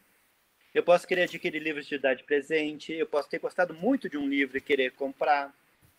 Né? Então, isso pode muito ajudar na sustentabilidade. A gente conseguiu, né, fazer com todo um processo e ter uma lojinha, assim como os museus têm dentro dessa instituição. Então, todo recurso, ela é gerida mais ou menos nisso. Claro que foi investido em torno de R$150 mil, antes disso, meu e do Roger, patrimônio meu e do Roger, doação para o Instituto. A biblioteca, ela é toda feita, tem o site, que é www.institutoquindim.com.br. Lá tem fotos, ela foi pensada com a Jéssica de Carli, que é uma arquiteta, super arquiteta, tem um escorregador no meio da biblioteca. Esse escorregador é um útero para os menorzinhos. Os pais adoram. Os pais chegam, as primeiras vezes que chegam na biblioteca, eles dizem assim, não, mas aqui é uma biblioteca, precisa fazer silêncio. Né? Ele vai ficar só no escorregador, não pode. Eu digo para os pais, peguem um livro, sentem no puff, aí nas almofadas e vão ler. Eu dou 5 minutos para vocês, que o filho de vocês vai andar no escorregador e vai sentar e vai ler com vocês. Dito e feito. É assim que acontece. E o que é mais legal disso tudo, sabe? É a gente ver que a biblioteca começou a competir com o shopping na cidade. Porque as pessoas dizem, vamos para o shopping no final de semana. A gente abre no sábado e no domingo. Né? Agora, com a questão da pandemia, está um pouco diferente. Mas a gente abre no sábado e no domingo. E aí, a gente vai passar no shopping. Aí as crianças dizem, mas antes vamos passar no Quindim? A gente tem relatos de tios, de o final de semana com o Dindo. O Dindo chega para conhecer a biblioteca pelos sobrinhos, né? Pelos enteados que foram com seus pais. Ele fala tanto desse... Porque ali é um lugar de experiência prazeroso. A gente diz que a única coisa que não pode ali é se machucar. Porque toda vez que a gente se machuca, a gente se torna uma experiência ruim. Apesar de que quando bateu, porque correu, criança, né, bateu o joelho, não sei o que lá, a gente sempre tem um álcool em gel que a gente diz que é mágico, ainda mais agora, né, a gente passa daquela refrescada pronto e resolveu o problema, porque é isso, né? Esse espaço de experiência. E só para ilustrar um pouquinho disso também, a gente viu uma vez, chegou 3 pais, estereótipo de motoqueiro, barbudão, jaqueta de couro, com tatuagem, com bebês, gente, com bebês, sozinhos, num domingo. A gente levou um susto, né? Porque não é algo comum. É importante a gente também ver como é que a gente está sempre com preconceito sobre essas questões. Mas o que aconteceu é que essas mães trabalham na mesma empresa e elas tinham uma atividade da empresa naquele domingo. E os pais se questionaram onde é que iam levar. Não dava para levar os bebês para o bar para beber ou qualquer coisa. E disseram, gente, onde é que a gente vai com eles? Aí eles disseram, vamos no Quindim, as mães sempre levam lá, eles gostam. Então, foram para o Quindim. Né? E eu cheguei a perguntar, olha, a gente está achando um pouco esquisito, um pouco diferente. E aí eles me contaram essa história, porque se tornou um espaço de referência. Então, se tornou simbólico para aquelas famílias. A gente está com mais de 500 associados e isso se torna simbólico, né? Se torna essencial. Agora, nesse momento de pandemia, eles nos pedem quando é que vai abrir, porque daí muda a bandeira, né? O Rio Grande do Sul tem essa classificação por bandeiras. Então, quando é bandeira vermelha, fecha. Quando é bandeira laranja, a gente abre na sexta e no sábado de manhã para os pais só retirarem os livros.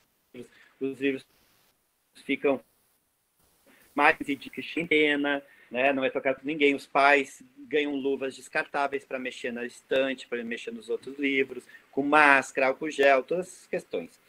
Bom, então ele se mantém hoje desta maneira, a gente está conseguindo realmente...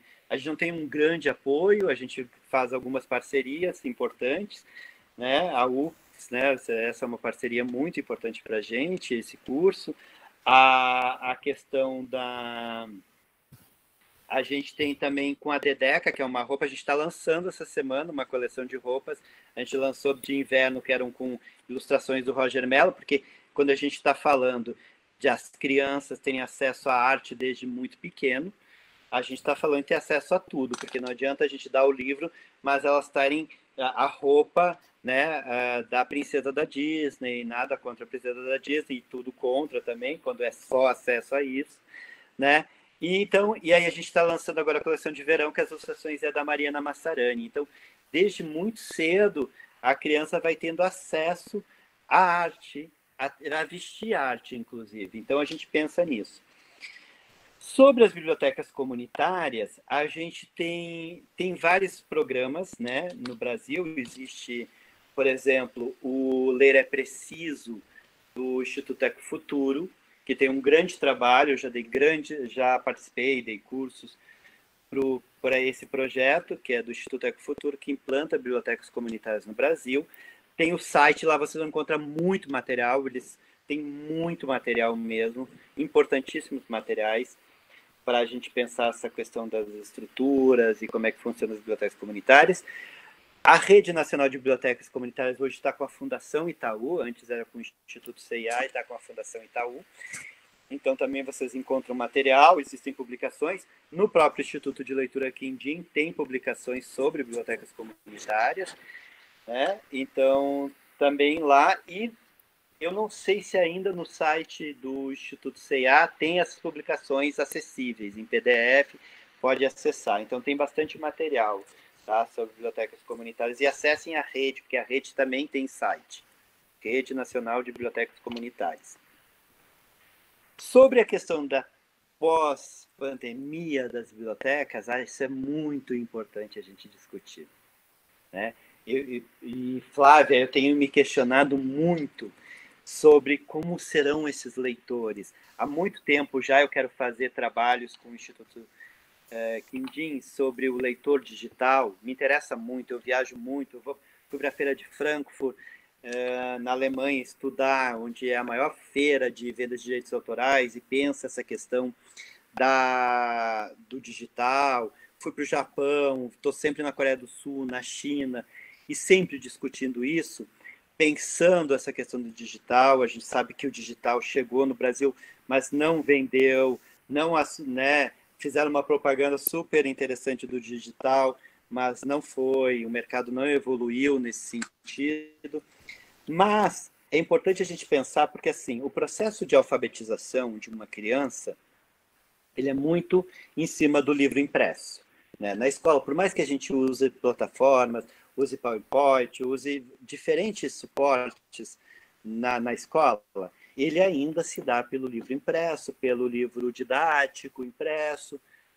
A gente agora está vendo nesse momento, não sei se vai ser o suficiente ou como as coisas vão funcionar a partir de agora na questão da educação, a gente nunca sabe quando é que a gente vai voltar com a certa normalidade que a gente tinha, né? A gente não sabe, tem pessoas já falando de segunda onda, tem pessoas falando em transformação, muitas coisas aí sendo discutidas, mas a gente sabe que essa plataforma digital, ela veio para ficar, inclusive para a educação e para o ensino, né? Porque a gente tinha ela muito no ensino, nesse ensino à distância, no ensino mais para quem já é grandinho, mas, de alguma maneira, os professores estão se adequando, estão pensando e ela vem. E isso também vai mudar um pouco de como a gente está alfabetizando essas crianças, né? Porque a gente também está usando essa plataforma. E é muito interessante da gente pensar que existem tipos de leitores. Assim como existem tipos de biblioteca, existem tipos de leitores. O leitor que vai para o livro digital, ou que já começa nesse suporte digital, não significa que ele não possa ir para o livro impresso e vice-versa. Mas a gente não pode ignorar esse suporte, porque ele está aí, está dado e a gente precisa lidar com ele. O Instituto está fazendo um curso com a Secretaria Municipal de Educação de Caxias do Sul, que inclusive eu quero parabenizar a Secretaria Municipal de Educação, que neste momento de pandemia está pensando a formação desses professores que atuam ou que querem atuar nas bibliotecas escolares. Um curso de 40 horas, e a gente tem discutido várias temáticas, e a gente tem trazido alguém para discutir sobre o uso dessa plataforma digital no processo da formação de leitores, né? O uso do celular, o tão abominável, não pode celular na sala de aula, mas a criança usa o celular, o jovem usa o celular o tempo todo. Como é que a gente está pensando na formação desse suporte? Como é que a gente está ajudando a criança a utilizar este suporte, que a gente diz que não pode na sala de aula, não pode na escola, mas no primeiro momento que a gente quer que a criança pare quieto, a gente dá o iPad, dá o nosso celular ali para ela assistir, para ela jogar, para ela fazer as coisas dela, enquanto a gente precisa fazer as nossas outras coisas, né? Então, assim, como é que a gente, como educadores, pensa isso? E eu acho que a biblioteca vai realmente precisar, ela sempre precisa estar se inovando e pensar, mas precisa pensar neste espaço de ocupação, de circulação das pessoas, mas também num espaço de informação. Porque o que está acontecendo muito na nossa sociedade, né, essa pandemia desta maneira, é a falta de informação, ou as fake news, as informações que não são verdadeiras, as informações que são propagadas, né? Uma vez, para eu ter um acesso ao conhecimento, eu precisava ir na biblioteca. Hoje, além da plataforma digital, eu tenho o WhatsApp, né? Que o WhatsApp tem informado e informado todo mundo, né? Então, assim, é uma plataforma importante, sim, a gente manda um monte de materiais e conversa com os pais que são da biblioteca do Instituto Quindim e tudo pelo WhatsApp, eles renovam os livros pelo WhatsApp e tudo, não, às vezes, tá viajando, tá na praia, não pode ir, então não vou levar os livros. Não pode levar, porque você renova por WhatsApp. Mas, então, assim, precisa pensar, porque eu não vou conseguir mudar, né? E a gente, quando fala em biblioteca, a gente fala na leitura, a leitura muda o ser humano, a leitura, né? A gente sempre tem essa tendência a falar nessa isso é um papo para outras mais 2 horas sobre a questão da leitura muda, mas nesse sentido, e aí a gente esquece que a gente precisa lidar com a informação, né? Também a leitura, o livro de literatura, ele também contém informação, e a gente precisa também entender que se eu estou formando um leitor, é para ele acessar a ficção e acessar o conhecimento, a informação, né? E a gente não tem nenhum problema, os pais, a gente chega, meu filho não lê literatura, mas lê um monte de revistas, lê essas revistas científicas todas. Tá ótimo, né? Porque nem todo mundo vai se dedicar a ler romances policiais. Nem todo mundo vai se dedicar a ler poesia. Mas eu, como uma pessoa que estou à frente a um equipamento cultural e de acesso a esse patrimônio público, não sou eu que decido. o que o leitor vai ler, é o próprio leitor. Então, eu tenho que dar acesso. Então, eu acho que a biblioteca precisa realmente se pensar nesse na verdade, ela precisa se pensar nesse momento. Eu tenho questionado os professores das bibliotecas escolares, nesse momento, sobre como é que a biblioteca está presente. Se a gente viu na pesquisa da Retratos da Leitura no Brasil que a biblioteca forma, né, contribui no aprendizado das crianças, as crianças não estão indo para a escola, então não estão tendo acesso à biblioteca escolar, como é que a biblioteca está indo para a casa das pessoas? Né? Então, a biblioteca precisa se pensar. A Silvia Castrichon fala isso neste livro, que a biblioteca tem que sair dessa estrutura, porque só eu dizer isso aí, Flávia, só eu dizer que está aqui, ó, a biblioteca do Instituto Quindim está aqui, fica nessa rua, está aberta, está horário, acessem, não é o suficiente.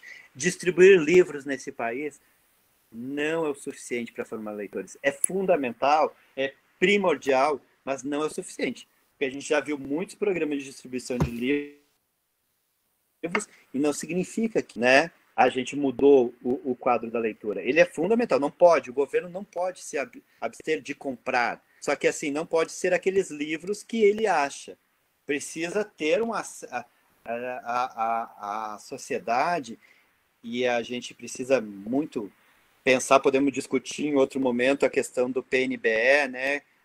O Programa Nacional Biblioteca da Escola, que mudou, agora foi dentro do livro didático, junto com o PNLD. Isso mostra que o governo não valoriza essa instituição chamada biblioteca, e quando eu tiro um programa, por mais que eu garanta o recurso, eu estou tirando a discussão deste programa, que era um Programa Nacional Biblioteca da Escola. E botei dentro de um outro programa. Mas acho que... Não sei se eu respondi, Flávia, senão eu falo demais. Obrigada, Vô. Meu avô dizia, Flávia, que quem come palavras pelos olhos, vomita pela boca. Esse é o meu problema. Ok. Os avós são sábios, né? Volney, querido. Muito obrigada pela tua fala, tá? As pessoas estão elogiando a qualidade dos kits de leitura do Quindim, tá? Sim. Estão elogiando, assim, a qualidade dos livros, tá? A Cláudia está dizendo aqui que a questão da distribuição de livros é bem complexa, é muito complexa. Falar sobre PNBE, PNLD literário, da outra... dá um curso, né, Volney? Eu estudei PNBE... Tá, por isso que eu não quis nem entrar, porque... dá um curso, né, enfim. Mas, assim, nós tínhamos uma pergunta, né, muito provocativa, muito pontual, né, como formar uma biblioteca de leitores, e tu foi nos dando pistas de tentar responder essa questão, e também deixou brechas para que cada um de nós, na realidade em que vivemos, construamos estratégias para que isso aconteça, né? E não temos uma receita que vai caber em todos os lugares. Tu apontaste, cada um de nós tem a sua listinha, né? Mas na minha listinha aqui tem a importância da família, né? Que o leitor não é um leitor sozinho, principalmente o leitor criança, ele tem que ter um grupo de leitores, tem que ter outras pessoas que o acompanham. Tu destaca a qualidade do acervo, tu destacas a abertura do espaço, né, a existência, a presença desse espaço que fique aberto, e aí, tu não disseste pontualmente, mas que fique aberto no horário que a pessoa possa usufruir, né, não se entende por que biblioteca pública fecha ao meio-dia, por exemplo, ou por que biblioteca pública às 5 da tarde fecha, quando as pessoas começam a sair do seu trabalho e podem entrar na biblioteca pública, ela está fechada, né? Nos sinalizaste muito bem, a partir da Petit, sobre essas barreiras invisíveis que nos impedem de chegar no livro, nos apontou com muita beleza o peso do livro, né? O peso do papel e o peso do imaginário, da formação que nele está contida. Então, assim, só tenho como coordenadora, junto com a Fabiana Kadoinski, desse curso de especialização em literatura infantil, junto com vocês, que a gente muito se orgulha, só tenho a te agradecer, né, por ter dedicado 2 horas, 1h30 do teu dia para partilhar conosco essas tuas experiências, essas tuas vivências que nasceram da pesquisa, da observação e da vivência, né?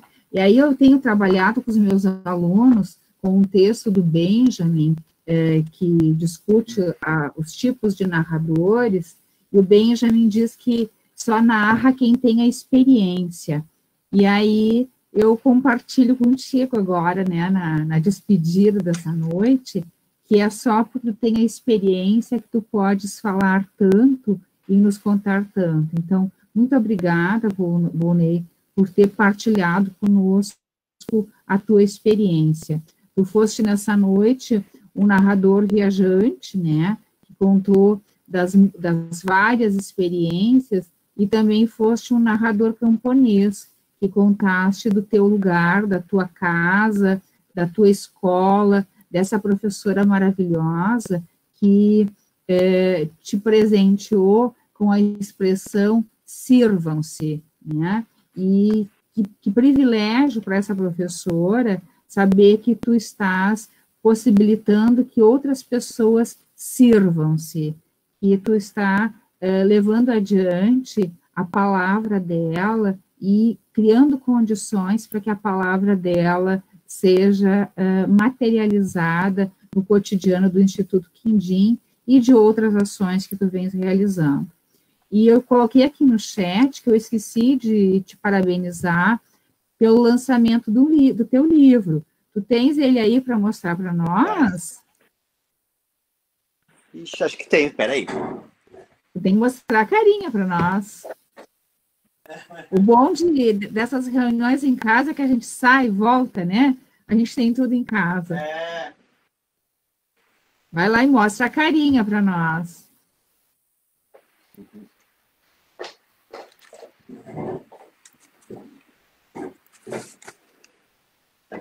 Em casa de ferreiro, espeto de pau. Vamos ver se tem livro. Se o autor tem livro. Eu tinha, por causa de uma iluminação, eu tinha botado, o Roger tinha botado aqui umas plantas, estava lindo o cenário para vocês. Aí quando eu virei o computador, a iluminação ficava horrível, batia uma luz, e aí não deu, eu tive que mudar, e por isso que estão virados para fora. Mas tem, ó, Tanta Chuva no Céu, é um livro bem sensível, ele foi escrito em 2012. Que capa bonita! Quando eu entrei no avião... a ilustração é do Roger Icaza, é um ilustrador equatoriano, incrível, premiadíssimo. Ele não tem nenhum trabalho no Brasil, eu fiz questão que fosse ele justamente porque eu dizia, as crianças do Brasil precisam conhecer esse traço. E o Tanta Chuva no Céu, ele nasceu em 2012, quando eu entrei no avião e começou a bater chuva no vidro do avião. Eu peguei o celular e veio essa história. E é uma história muito interessante, né? Fala de uma menina que está ali esperando, fala de perda, fala desse momento muito importante hoje, né? Foi escrito em 2012, mas tem tudo a ver com o momento que a gente está vivendo. Eu adoro essa imagem aqui, deixa eu mostrar essa aqui. E eu fiquei até feliz porque saiu na revista Crescer de agosto uma crítica de uma página inteira. Fiquei me achando bem linda. Saiu na revista Crescer, que agora eu vi que eu amassei. Saiu uma crítica na revista Crescer. Então esse é meu primeiro livro infantil, assim, e junto com o Roger Icaza. E ele é publicado pela Editora do Brasil. Espero que as crianças tenham acesso, porque realmente fala de um tema muito sensível, que às vezes as pessoas não querem abordar. E, Flávia, eu queria muito agradecer essa oportunidade, estou muito feliz de estar aqui, né? Muito feliz de estar com todo mundo que está vendo, até pelas redes sociais do Instituto Quindim. E queria indicar, além do filme The Public, queria indicar um outro filme que se chama Escritores da Liberdade, que falam muito sobre essa questão da leitura, da literatura, do professor, desse espaço da escola, né? E A Livraria também, que é um outro livro bem interessante, importante, né? Que fala muito dessa luta por esses espaços, né? Dessas conquistas que às vezes a sociedade é muito ingrata com esses espaços. A gente precisa ensinar a eles a importância desse espaço. E, Flávio, eu sei que já está assim super, né? Os alunos já ultrapassou toda a possibilidade. Mas, além de agradecer, eu queria só terminar com uma fala da Emília Ferreiro, que é uma das grandes pensadoras, né, da Argentina, mas hoje mora no México, que está também nessa obra, que ela diz o seguinte: o real desafio é da crescente desigualdade, o abismo que já separa os não alfabetizados dos alfabetizados tem se alargado ainda mais. Nem sequer conseguiram chegar aos jornais, aos livros e às bibliotecas, enquanto outros correm atrás de hipertexto, correio eletrônico e páginas virtuais de livros inexistentes. Seremos capazes de criar uma política do acesso ao livro que incida sobre a superação dessa crescente desigualdade? Ou nos deixaremos levar pela voragem da competição e do lucro, mesmo que a própria ideia de democracia participativa pereça nessa tentativa? Acho que ela nos faz pensar, nos traz, Emília, justamente isso, assim, como a gente muda a sociedade, né, quando a gente está nesse lugar, nesse papel de possibilidade, de alcance desse patrimônio, desses espaços, né? Porque não adianta a gente depois falar que está tudo difícil, que está tudo, né? Não é como a gente gostaria, a sociedade está perdida. Não, é esses espaços que a gente ocupa, esses espaços de possibilidade de transformação é que a gente precisa lutar e brigar por eles. É isso, Flávia. Obrigado. Desculpa, gente, ter passado todos os limites com vocês. Obrigado por essa escuta atenta, obrigado pelas perguntas, pelos comentários. É isso. Bom, e nos vemos, né? Semana que vem já que tem aula. Nos né, vemos, Flávia? continuando. Já agora, ó, estamos juntos, espero todo mundo também no Instituto. Olhem lá no site também. E assim que quem é de fora de Caxias do Sul, né, Flávia? Vamos marcar uma vinda de todo mundo para Caxias. Vamos pensar aí uns passeios literários. Vamos lá conhecer Espantapájaros, na Colômbia. Vamos para a Feira de Bolonha, na Itália. Vamos. Vamos. Bom, Ney, só queria dizer que o filho de uma aluna aqui, da Ana Beatriz, acho que a da Ana Beatriz, passou pela frente da tela e ficou encantado de te conhecer e de ver o quindim amarelo ali atrás, tá?